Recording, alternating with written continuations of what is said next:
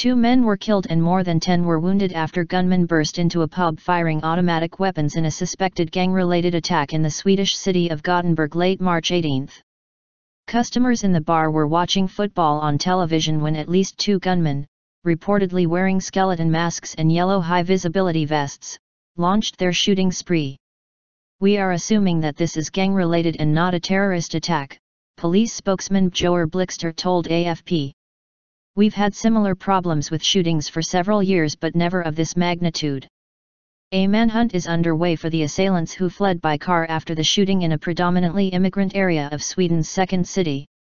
Gothenburg police said they have launched a murder investigation and are questioning a large number of people but no arrests have been made. "They aimed directly at people, at their heads," a pub employee told the Aftonbladet tabloid of the attack. Blixter said 2 people in their 20s died and between 10 and 15 others were wounded, but the death toll could rise. The injured were aged between 20 and 60. Sahlgrenska University Hospital said it was treating 8 people, including 1 with life-threatening injuries and 2 in serious but stable condition. Sweden and neighboring Denmark have a long-standing problem with criminal gangs, including Hells Angels, Bandidos, and several immigrant groups which battle for control of the local drugs trade and protection rackets. The shooting fitted a pattern of regular tit-for-tat retributions between rival gangs in areas with high immigrant populations in Gothenburg, which lies on Sweden's southwestern coast and has a population of 550,000. Regional Police Chief Claes Friberg said officers had been on their toes lately because of an uptick in reports of gang clashes. "We have different types of criminal gangs which are prepared to use extreme violence in revenge attacks or to increase their share of the criminal market," he told reporters. "It's a difficult situation. There are about 100 men in various gangs who are always prepared to use violence and commit crimes, who have crime on their minds 24 hours a day, 7 days a week."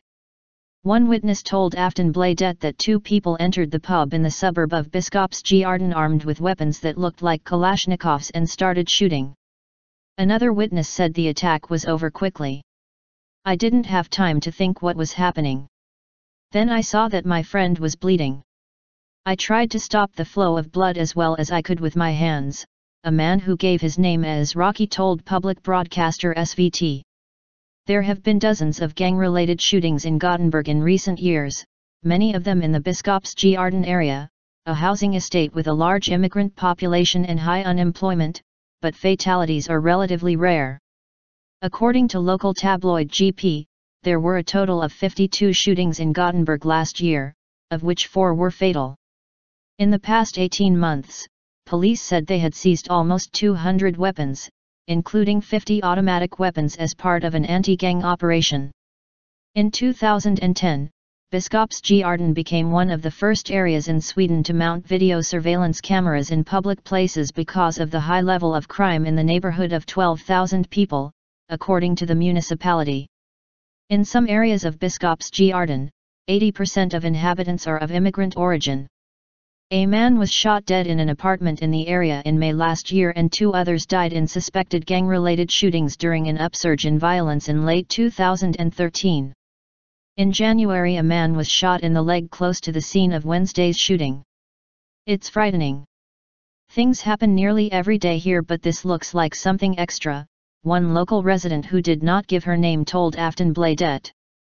However, another resident said the area around the pub was usually quiet. "This is actually a quiet area, there have been occasional shootings but never anything serious. It's all between gangs," she said.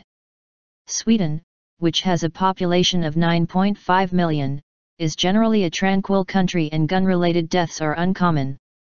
In 2013, a total of 87 violent deaths were reported, including 26 gunshot fatalities, according to the Swedish National Council for Crime Prevention.